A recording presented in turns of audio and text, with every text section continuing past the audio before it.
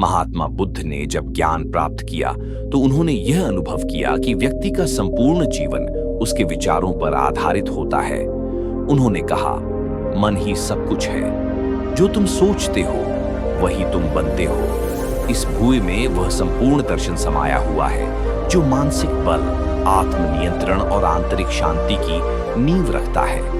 इस कहानी में हम उन 8 नियमों के बारे में जानेंगे जिनसे विचारों की शुद्धि से मानसिक दृढ़ता विकसित होती है और किस प्रकार बौद्ध दर्शन हमें मार्गदर्शन देत। प्रथम नियम, विचारों की शुद्धि ही आत्मा की शक्ति है। बुद्ध ने मन को एक बहती हुई नदी की तरह बताया है। यह लगातार चलायमान है। इसमें अनेक विचार, भावनाएं, स्मृतियां और कल्पनाएं बहती रहती हैं। लेकिन अगर यह नदी मैली हो जाए तो उसका जल न तो पीने योग्य होता है, न ही वह शांति दे सकती है। बुद्ध के अनुसार मन अशांत होता है, लेकिन साधना से शांत किया जा सकता है। विचारों को नियंत्रित किए बिना कोई भी आध्यात्मिक उन्नति नहीं कर सकता। मन ही बंधन है और मन ही मोक्ष। सकारात्मक, करुणामय, शांत और स्पष्ट विचार रखना, नकारात्मकता, द्वेष, ईर्ष्या, लोभ और भ्रम को मन से निकाल देना। उदाहरण, एक व्यक्ति दिन भर क्रोध, जलन और चिंता में रहता है तो वह मानसिक रूप से कमजोर हो जाता है। उसका आत्मबल क्षीण होता है। दूसरी ओर जो व्यक्ति क्षमा, सहानुभूति और संतोष के विचारों में रहता है वह मानसिक रूप से सशक्त बनता है। जैसे बगीचे में सुंदर फूल खिलते हैं, वैसे ही शुद्ध विचारों से जीवन महकता है। बुद्ध ने 5 प्रकार के मानसिक दोषों, पंच निवारण को बताया है जो मानसिक शक्ति को नष्ट करते हैं। 1. कामछंद, कामनाएं, इच्छाओं की अति, भोग की लालसा। 2. व्यापार, द्वेष, क्रोध, नफरत, प्रतिशोध। 3. ठिन्मिद्ध, आलस्य और प्रमाद, मानसिक सुस्ती, अरुचि। 4. उद्धच्च कुक्च, चंचलता और ग्लानि, अशांत चित्त, पछतावा। 5. विचिकित्सा, संशय, आत्मसंदेह, मार्ग में अनिश्चितता। ये 5 बाधाएं मन की शक्ति को नष्ट करती है। इनसे मुक्ति ही मानसिक दृढ़ता का पहला चरण है। ओ विपश्यना ध्यान, विपासना मेडिटेशन। बुद्ध का मुख्य ध्यान मार्ग, स्वयं के विचारों और भावनाओं को बिना प्रतिक्रिया के देखना। देखो, स्वीकार करो, छोड़ दो, यही विपश्यना का सार है। डू अनापान ध्यान, सांस पर ध्यान केंद्रित कर मन की चंचलता को शांत करना। ये विचारों को नियंत्रित करता है और मन को केंद्रित बनाता है। 3. मैत्री भावना, लविंग काइंडनेस, अपने और दूसरों के प्रति प्रेम और करुणा का अभ्यास करना। इससे द्वेष व ईर्ष्या दूर होती है। 4. शील, नैतिक जीवन, शुद्ध विचार के लिए शुद्ध आचरण आवश्यक है। बुद्ध ने पंचशील का पालन करने की सलाह दी। हत्या न करना, चोरी न करना, दुष्कर्म से बचना, झूठ न बोलना, नशा न करना। शुद्ध आचरण से विचार भी स्वाभाविक रूप से शुद्ध होते हैं। जब कोई सहकर्मी आपसे बेहतर प्रदर्शन करे तो ईर्ष्या स्वाभाविक है, लेकिन बुद्ध कहते हैं ईर्ष्या से मन जलेगा पर करुणा से मन खिलेगा। इसलिए उस व्यक्ति की सफलता को सराहें, स्वयं में सुधार करें। जब परिजनों से मतभेद हो तो विचार करें, क्या मेरी प्रतिक्रिया से समस्या हल होगी या और बढ़ेगी। बुद्ध कहते हैं क्रोध से क्रोध नहीं मिटता, क्षमा से मिटता है। बुद्ध के अनुसार विचारों की शुद्धि एक दिन का कार्य नहीं बल्कि निरंतर अभ्यास है। जैसे प्रतिदिन सुबह 10 मिनट ध्यान करें, हर दिन 3 सकारात्मक विचार लिखें, हर सप्ताह एक नकारात्मक आदत पहचानें और सुधारें। जैसे बूंद बूंद से घड़ा भरता है, वैसे ही सतत अभ्यास से मन शुद्ध होता है। महात्मा बुद्ध का प्रथम नियम हमें सिखाता है कि शुद्ध विचारों वाला व्यक्ति ही वास्तव में मानसिक रूप से मजबूत होता है। उसका मन न तो भयभीत होता है, न ही भटका हुआ। वह स्थिर, शांत और उन्नत होता है। बुद्ध के शब्दों में सभी बुराइयों से बचो, शान कर्म करो और अपने मन को शुद्ध करो। यही बुद्ध का धर्म है। द्वितीय नियम, अनित्यता को समझना ही मानसिक स्थिरता है। महात्मा बुद्ध के संपूर्ण उपदेशों में एक मूल भावना बार बार आती है, सब कुछ अनित्य है। ये केवल दार्शनिक दृष्टिकोण नहीं बल्कि मानसिक शक्ति का आधार है। यदि कोई व्यक्ति संसार की नश्वरता, बदलती परिस्थितियों और क्षणिक सुख दुख को समझ जाता है तो वह दुख में टूटता नहीं और सुख में बहकता नहीं। यही है मानसिक स्थिरता। बुद्ध ने अनित्य, पाली अनिक्का को जीवन का सार्वभौमिक सत्य कहा। 3 प्रमुख स्थापनाएं। एक, सब कुछ बदल रहा है, चाहे वह शरीर हो, भावनाएं हो या परिस्थितियां। 2, बदलाव से बचा नहीं जा सकता, परिवर्तन ही जीवन का नियम है। 3, बदलाव को स्वीकारना ही शांति है। जो बदलते जीवन को सहजता से अपनाता है वही मानसिक रूप से स्थिर होता है। जो उत्पन्न हुआ है वह नष्ट होगा, यह जानना ही सच्चा ज्ञान है। बुद्ध अधिकांश मानसिक तनाव इस कारण होता है कि हम चीजों को स्थायी मानते हैं। कोई रिश्ता टूट जाए तो हमें लगता है ये हमेशा चलना चाहिए था। नौकरी चली जाए तो हम टूट जाते हैं। शरीर बीमार हो जाए तो हम सोचते हैं मैं क्यों। बुद्ध कहते हैं जहां स्थायित्व की आशा है वहीं पीड़ा की जड़ है। मानसिक दुर्बलता तब आती है जब हम परिवर्तन को दुश्मन मान लेते हैं। दुख में संतुलन, जब हम जानते हैं कि यह दुख भी अस्थायी है तो हम विचलित नहीं होते। यह बीत जाएगा, ये सोच है सुख में सजगता, सुख स्थायी नहीं है, उसमें ये समझ जीवन को स्थिर बदलाव को सहजता से स्वीकारता है। वह प्रतिक्रिया नहीं करता बल्कि उत्तरदायी होता है। विपश्यना में अनित्य का निरीक्षण। बुद्ध ने अपने अनुयायियों को सिखाया कि ध्यान के दौरान शरीर की सभी बदलती है और फिर चली जाती है। यही अनित्य। 4 आर्य सत्य का परिप्रेक्ष्य। दुख है, दुख का कारण है, दुख का अंत संभव मार्ग है जो दुख के अंत तक ले जाता है। इनमें अनित्य की स्पष्ट झलक मिलती है। दुख भी स्थायी नहीं है, उसका अंत संभव है। मृत्यु सबसे बड़ा सत्य। बुद्ध ने कहा मृत्यु वह दर्पण है जिसमें जीवन की सच्चाई झलकती है। जब हम मृत्यु को स्वीकार करते हैं किसी भी हानि का सामना मानसिक शक्ति से कर सकते हैं। रिश्तों का स्वभाव, किसी प्रियजन से बिछड़ने पर हम टूट जाते हैं क्योंकि हमें लगता है यह रिश्ता हमेशा रहेगा। लेकिन जब हम मान लेते हैं कि सभी संबंध क्षणिक है तो हम और अधिक प्रेमपूर्वक, सजगता से और अपेक्षाओं के बिना जीते हैं।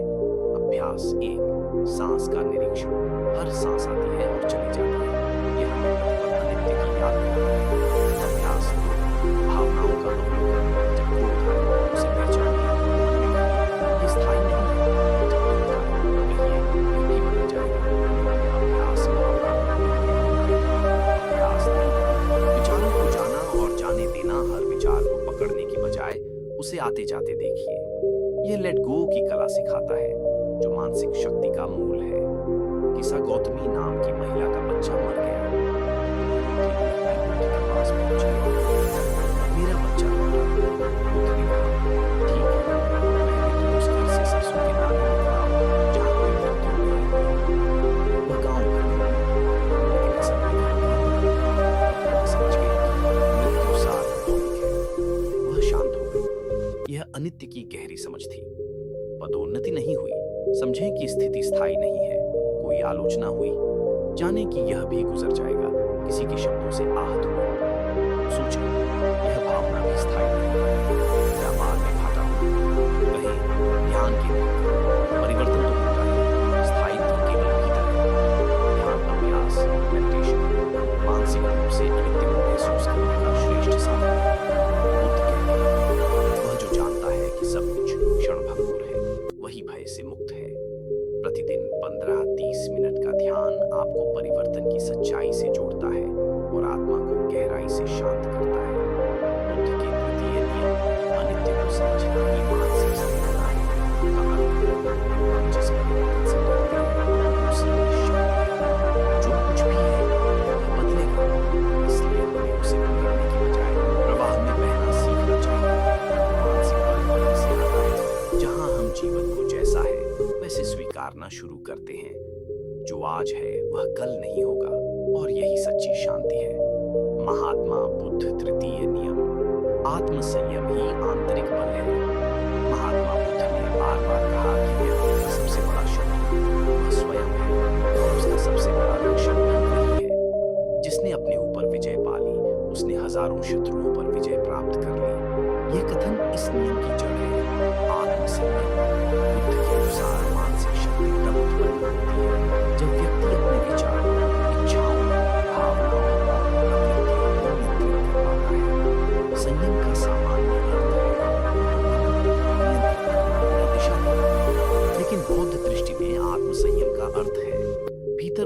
वाली इच्छाओं को पहचानना और उन्हें दिशा देना, लालच, क्रोध, मोह, अहंकार आदि से दूर रहना, भावनाओं और प्रतिक्रियाओं को जागरूकता से समझना, ही सच्चा अनुशासन है।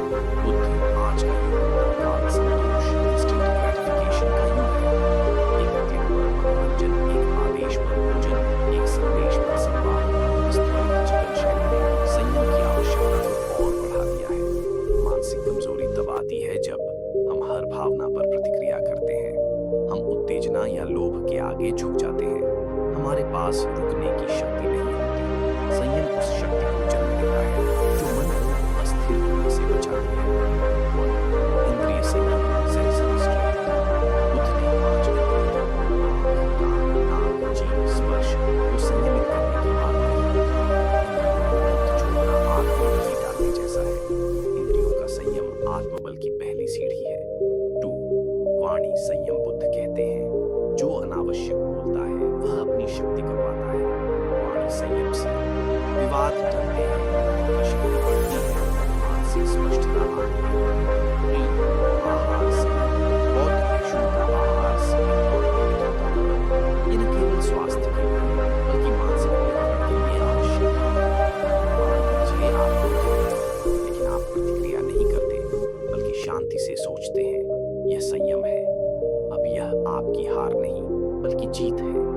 बुद्ध कहते हैं, जो क्रोध के समय शांत रहता है वही वीर है। संयम से व्यक्ति निर्णय में स्थिर होता है, भावनाओं का गुलाम नहीं रहता, हर स्थिति में अपने भीतर टिक सकता है। एक बार एक व्यक्ति बुद्ध को भला बुरा कहने लगा। बुद्ध शांत रहे। जब वह व्यक्ति थक गया और निठुर हुए। अगर कोई आपको कुछ भेंट दे और आप उसे न लें तो वह किसका रह जाता है? व्यक्ति बोला, वह देने वाले का। बुद्ध मुस्कुराए, ठीक वैसे ही मैं तुम्हारा अब शब्द नहीं ले रहा, वह तुम्हारे पास ही रहेगा। यह है आत्मसंयम, न प्रतिक्रिया देना, न अपमानित होना। 1. सांस पर नियंत्रण। हर बार जब क्रोध या लालच आए, 10 गहरी सांसें लें। यह मस्तिष्क को संकेत देता है कि आप नियंत्रण में हैं। 2. मन में प्रश्न पूछें, क्या मुझे तुरंत प्रतिक्रिया करनी है? क्या मेरी यह इच्छा तात्कालिक है या स्थायी? क्या यह मेरे लिए लाभदायक है? 3. ध्यान और व्रत। बौद्ध भिक्षु नियमित ध्यान और संयमित आचरण से मानसिक अनुशासन बनाते हैं। आप भी सप्ताह में एक दिन मौन व्रत, मीठा त्याग जैसे प्रयोग कर सकते हैं। जब आत्म संयम नहीं होता तो व्यक्ति किसी की बात पर तुरंत आहत हो जाता है, कामनाओं का गुलाम बन जाता है, पछतावे और अपराध बोध से भर जाता है, बार बार गलतियां दोहराता है। बुद्ध कहते हैं, जिसका मन असंयमित है उसका जीवन नाव के बिना नदी में तैरने जैसा है। वह बोलता है तो सोचकर खाता है, तो आवश्यकता अनुसार सोचता है, तो विवेक से प्रतिक्रिया नहीं करता, उत्तर देता है, निर्णय लेता है, तो भावना से नहीं समझ से। महात्मा बुद्ध का यह तीसरा नियम हमें सिखाता है कि मन पर नियंत्रण ही सच्चा बल है। संयम वह आंतरिक शक्ति है जो व्यक्ति को दुनिया के हर तूफान में स्थिर बनाती है। जो अपने को जीत लेता है वही सच्चा विजेता है। महात्मा बुद्ध चतुर्थ नियम। करुणा और मैत्री से मन निर्मल होता है। महात्मा बुद्ध की शिक्षाओं का मूल है करुणा, कंपैशन, और मैत्री, लविंग काइंडनेस। उन्होंने कहा, जिसके हृदय में करुणा है उसका मन कभी अशांत नहीं होता। जब मन दूसरों के प्रति द्वेष, ईर्ष्या, प्रतिशोध और घृणा से भरता है तो मानसिक शक्ति क्षीण हो जाती है। लेकिन जब उसमें प्रेम, करुणा और सहानुभूति होती है तो वह मन निर्मल, शांत और अत्यंत सशक्त हो जाता है। करुणा, दूसरे के दुख को अपना मानकर उसके लिए कुछ करने की भावना।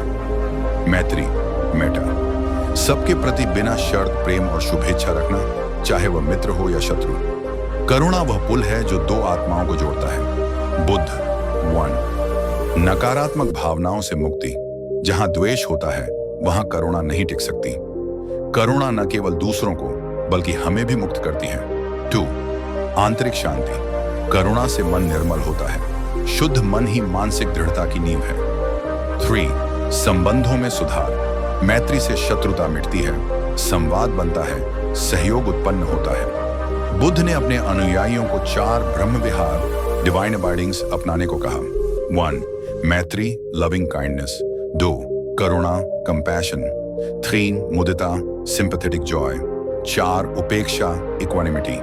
इनमें प्रथम 2 मैत्री और करुणा मानसिक बल और सामाजिक सौहार्द के मूल है। अंगुलिमाल एक क्रूर डाकू था जिसने 100 से अधिक हत्याएं की थीं। जब वह बुद्ध को मारने दौड़ा तो बुद्ध शांत खड़े रहे। बुद्ध ने केवल कहा, मैं रुक गया हूं, अब तू रुक। अंगुलिमाल ठहर गया। बुद्ध के करुणामय हृदय और शांत दृष्टि ने उसका जीवन बदल दिया। यह है करुणा की शक्ति, वह हिंसा को शांति में बदल सकती है। जब हम दूसरों को क्षमा करते हैं तब हमारे भीतर बोझ कम होता है। हम दूसरों की पीड़ा को महसूस करने लगते हैं, जिससे हमारी सहन शक्ति और संयम बढ़ता है। निस्वार्थता आत्मबल को बढ़ाती है, क्योंकि तब हम स्व के बंधन से मुक्त होते हैं। बुद्ध ने सिखाया, पहले अपने लिए शुभकामना करो, मैं सुखी रहूं, फिर अपने प्रियजनों के लिए, फिर सामान्य जन, फिर शत्रु तक के लिए वे सुखी रहें। करुणा तभी आती है जब हम स्वयं को किसी और की जगह रखकर सोचते हैं। प्रत्येक सप्ताह किसी एक व्यक्ति को क्षमा करने का अभ्यास करें, मन से, हृदय से। जब दूसरों की सफलता से जलन होती है तो मैत्री नहीं टिकती। जो स्वयं को श्रेष्ठ समझता है वह करुणा नहीं रख सकता। जाति, धर्म, भाषा, रंग, वर्ग के आधार पर बना भेदभाव करुणा की दीवारें खड़ी करता है। बुद्ध कहते हैं, करुणा बिना भेदभाव के होनी चाहिए, जैसे सूर्य सब पर समान रूप से चमकता है। अगर कोई गलती करे, उसे डांटने से पहले समझने की कोशिश करें। किसी सहकर्मी की गलती पर बदले की भावना से नहीं, सुधार की दृष्टि से देखें। झगड़े, राजनीतिक वैमनस्य या विचारों का टकराव, इनमें करुणा ही सेतु बन सकती है। आत्मबल बढ़ता है, सहनशीलता आती है, आक्रोश कम होता है, संबंध बेहतर होते हैं, शांति भीतर से प्रस्फुटित होती है। बुद्ध कहते हैं, जिसका मन करुणा से भर जाता है वह कभी अकेला नहीं होता। महात्मा बुद्ध के अनुसार करुणा और मैत्री ही वह दीपक है जो भीतर के अंधकार को मिटाकर हमें मानसिक रूप से उज्जवल बनाते हैं। मन तभी शांत और मजबूत होता है जब उसमें दूसरों के लिए शुभकामनाएं हों। दूसरों के लिए वही करुणा रखो जो तुम अपने लिए चाहते हो। बुद्ध। पंचम नियम, वर्तमान में जीना ही मानसिक स्पष्टता है। महात्मा बुद्ध की शिक्षाओं का एक अनमोल रत्न है। अतीत पर मत रो, भविष्य की चिंता मत करो, वर्तमान में सजग रहो, यही जीवन है। जब व्यक्ति का मन भूतकाल की पीड़ा और भविष्य की आशंकाओं में उलझा होता है तब वह मानसिक रूप से कमजोर हो जाता है। सच्ची मानसिक शक्ति वहीं जन्म लेती है जहां मन वर्तमान में स्थिर होता है, बिना पश्चाताप और बिना भय के। वर्तमान में जीना यानी इस क्षण में जागरूक रहना, जो कुछ हो रहा है उसे पूरी चेतना से अनुभव करना, मन को इधर उधर भटकने से रोकना। बुद्ध कहते हैं, मन भटकता है लेकिन जो उसे रोक ले वही ज्ञानी है। मैंने गलती की थी, क्यों वह ऐसा हुआ? काश मैं ऐसा करता। अतीत की स्मृतियां हमें दोष, पश्चाताप और आत्मग्लानि में डाल देती हैं। अगर मैं असफल हुआ तो क्या होगा? क्या मैं आगे सफल हो पाऊंगा? भविष्य के भय से वर्तमान का बल क्षीण हो जाता है। भूत चला गया, भविष्य अभी आया नहीं, केवल यह क्षण तुम्हारा है। बुद्ध ने सति या माइंडफुलनेस को मानसिक स्पष्टता का मूल मंत्र बताया। सति के 4 आधार, सांस, चाल, मुद्रा आदि पर सजगता, सुख दुख की अनुभूति को देखना, बिना प्रतिक्रिया, क्रोध, चिंता, मोह आदि की पहचान, धर्म, नैतिकता और तत्व ज्ञान पर ध्यान। मन अतीत भविष्य के कोहरे से मुक्त होकर निर्णय स्पष्टता से करता है। वर्तमान में ही शांति संभव है। भविष्य चिंता देता है, अतीत दुख।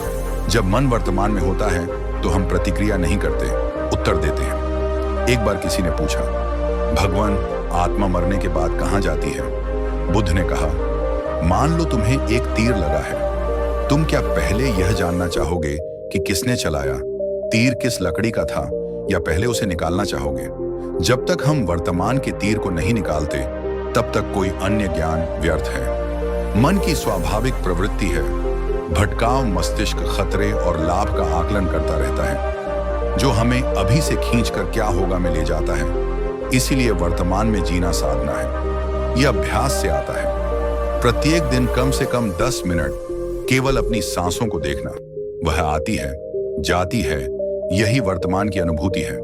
जब भी मन भटके, कहें, मैं अभी इस क्षण में हूं। कोई विचार आए, देखें, पहचाने, जाने दें। जैसे आकाश में बादल आते हैं और चले जाते हैं। खाते समय सिर्फ खाने पर ध्यान दें, स्वाद, बनावट, गंध, चलने के हर चरण को महसूस करें। यह चलता ध्यान वॉकिंग मेडिटेशन कहलाता है। सोशल मीडिया पर आते समय स्वयं से पूछें, क्या मैं सच में इसे अभी करना चाहता हूं?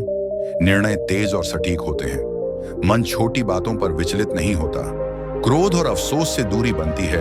आत्म संतुलन आता है। गहरी मानसिक स्थिरता मिलती है।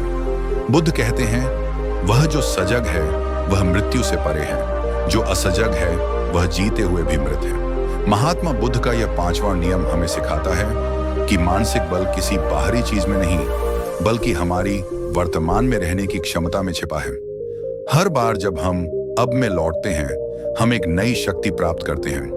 वर्तमान क्षण ही जीवन है और यही ध्यान का मूल है। महात्मा बुद्ध ने बार बार कहा, न तो सुख में उल्लासित हो, न दुख में विचलित। जो सम है वही ज्ञानी है। मानसिक बल का वास्तविक परीक्षण तब होता है जब जीवन हमें चुनौती देता है। समत्व यानी भावनात्मक संतुलन, जो न सिर्फ कठिन समय में टिकने की शक्ति देता है, बल्कि हर परिस्थिति में हमें स्थिर बनाए रखता है। समत्व इक्वानिमिटी का अर्थ है सुख दुख, लाभ हानि, यश अपयश में समान भाव रखना, घटनाओं को व्यक्तिगत न लेना, प्रतिक्रिया देने के बजाय जागरूक उत्तर देना। बाहर की स्थिति चाहे जैसी हो, भीतर की स्थिरता बनी रहे। जिसका मन सम है वह अडिग है। बुद्ध मानसिक कमजोरी तब प्रकट होती है जब हम बुरी खबर से टूट जाते हैं, तारीफ या निंदा पर अत्यधिक प्रतिक्रिया देते हैं, असफलता से हतोत्साहित और सफलता से अंधे हो जाते हैं। बुद्ध कहते हैं, मन को स्थिर करने से ही बाढ़ पार की जा सकती है। बुद्ध ने जीवन के 4 युग्मों लोक धर्म का वर्णन किया जो सभी पर लागू होते हैं। 1 लाभ हानि, 2 सुख दुख, 3 यश अपयश, 4 प्रशंसा निंदा। बुद्ध ने कहा, इन 8 से कोई नहीं बचता, लेकिन जो विचलित नहीं होता वही बुद्ध है। जब कोई प्रतिक्रिया उठे उसे तुरंत मत पकड़ो, पहचानो कि यह क्षणिक है। अधिकतर दुख हमारे स्व से जुड़ा होता है। मेरे साथ ऐसा क्यों? जब अहंकार ढीला होता है, समत्व सहज होता है। ध्यान अभ्यास हमें अंदर की गहराई में ले जाता है, जहां सब स्थिर है। बुद्ध एक गांव में उपदेश देने गए। पहले दिन गांव वालों ने फूल बरसाए, जयकार की। अगले दिन विरोधियों ने निंदा की, पत्थर मारे। शिष्य व्यथित हो गया। बुद्ध मुस्कुराकर बोले, कल उन्होंने मेरी प्रशंसा की, आज निंदा की, मैं वही हूं। यही है समत्व। परिस्थितियां बदलें, हम नहीं। 1 सांस का सहारा लें। हर कठिन समय में कुछ क्षण चुप रहकर गहरी सांसें लें। यह आपको वर्तमान में लाता है। 2 विचार करें, यह स्थायी नहीं है। हर परिस्थिति चाहे कैसी भी हो क्षणिक है। 3 यह भी बीत जाएगा। स्मरण, बुद्ध कहते हैं, बदलाव ही शाश्वत है। इससे मन रिएक्शन नहीं करता, सम रहता है। समत्व से व्यक्ति भावनात्मक रूप से संतुलित रहता है, बेहतर निर्णय लेता है, लंबे समय तक केंद्रित रह सकता है, आत्मविश्वास और शांत ऊर्जा से भरा होता है। यह मानसिक बल की स्थायी अवस्था है। बाहर कुछ भी हो, भीतर ठहराव होता है। जब हम किसी वस्तु, व्यक्ति या स्थिति से अत्यधिक जुड़ाव बना लेते हैं, तो समत्व असंभव हो जाता है। मेरे साथ ऐसा क्यों हुआ? यह सवाल ही समत्व को तोड़ता है। हम हर बात पर प्रतिक्रिया देने लगते हैं और ऊर्जा क्षीण होती जाती है। मानसिक दृढ़ता और परिपक्वता, संघर्षों में शांति, आत्मसंयम की वृद्धि, संबंधों में स्थिरता, निर्णयों में स्पष्टता। बुद्ध कहते हैं, जैसे पर्वत तूफान में भी अडिग रहता है, वैसे ही ज्ञानी सम रहता है। महात्मा बुद्ध का यह 6ठा नियम हमें सिखाता है, वास्तविक शक्ति वही है जो विपरीत परिस्थितियों में सम रहने से प्राप्त होती है। हर बार जब आप कोई कठिनाई देखते हुए भी भीतर स्थिर रहते हैं, आप मानसिक रूप से और भी मजबूत हो जाते हैं। बदलाव आएगा, लेकिन जो बदलता नहीं वही सच्चा बल है। महात्मा बुद्ध ने कहा, जब तक मैं है तब तक दुख है। यह मैं यानी अहंकार, ईगो, मानसिक कमजोरी की जड़ है। और जब यह मैं लुप्त होता है, तब व्यक्ति भीतर से मुक्त होता है, और वही होती है सच्ची आत्मशक्ति। अहंकार का अर्थ है मैं ही सबसे श्रेष्ठ हूं की भावना, अपनी पहचान, उपलब्धियों, रूप, जाति, विचार आदि को स्थायी और बड़ा मान लेना, जब कोई हमारी छवि को चुनौती दे तो हम आहत हो जाते हैं। अहंकार वह बोझ है जिसे हम स्वयं उठाते हैं और फिर गिरने पर दूसरों को दोष देते हैं। छोटी छोटी बातों पर आहत होना क्योंकि मैं को चोट लगती है, दूसरे की सफलता को खतरे के रूप में देखना। अहंकार सत्य को स्वीकार नहीं करने देता, वह हमेशा बचाव करता है। जब हमारी मैं की छवि टूटती है तो हम मानसिक रूप से ढह जाते हैं। बुद्ध ने आत्मा को भी स्थायी नहीं माना। उनकी शिक्षा थी, कोई स्थायी मैं नहीं है। यह अनात्मा सिद्धांत बताता है, जो कुछ भी है वह क्षणिक है। हम केवल विचारों, भावनाओं और संवेदनाओं का प्रवाह हैं। यदि मैं की धारणा छोड़ दी जाए तो दुख मिट सकता है। मानसिक शक्ति वहीं से आती है जब मैं का भ्रम टूटता है। एक व्यक्ति ने बुद्ध को भला बुरा कहा। बुद्ध बोले, अगर कोई व्यक्ति किसी को उपहार दे और दूसरा उसे न ले तो वह उपहार किसका रहता है? व्यक्ति ने कहा, देने वाले का। बुद्ध बोले, मैं तुम्हारे शब्द नहीं ले रहा, वे तुम्हारे पास ही रहे। अहंकार होता तो बुद्ध प्रतिक्रिया देते, लेकिन क्योंकि मैं समाप्त हो चुका था, वे अचल रहे। 1. स्वयं को निरीक्षण करें। कब कब आप आहत होते हैं, किस बात पर? यह अहंकार की पहचान है। 2. मैं शब्द को चुनौती दें। हर बार जब आप कहें मेरी राय, मेरा सम्मान, मेरी सफलता, तो सोचें क्या यह स्थायी है? 3. सेवा और विनम्रता का अभ्यास करें। जैसे जैसे सेवा की भावना बढ़ती है, मैं स्वतः घटता है। अहंकार कहता है मुझे बेहतर दिखना है, आत्मबल कहता है मुझे बेहतर बनना है। अहंकार प्रतिक्रिया देता है, आत्मबल उत्तर देता है। अहंकार दूसरों को नीचा दिखाता है, आत्मबल दूसरों को ऊपर उठाता है। मानसिक हल्कापन, गहरी आत्म शांति, आलोचना, सहने की शक्ति। सच्चे संबंध जीवन में सरलता और सहजता। जहां मैं नहीं है वहां भय भी नहीं है। महात्मा बुद्ध, मैं कौन हूं? इस प्रश्न पर ध्यान करें। जो विचार आए उन्हें बिना प्रतिक्रिया के जाने दें। हर भावना पर विचार करें, यह मेरा नहीं, यह केवल क्षणिक है। बिना नाम, पहचान, फोटो या श्रेय के सेवा करें। यह अहंकार के पतन की पहली सीढ़ी है।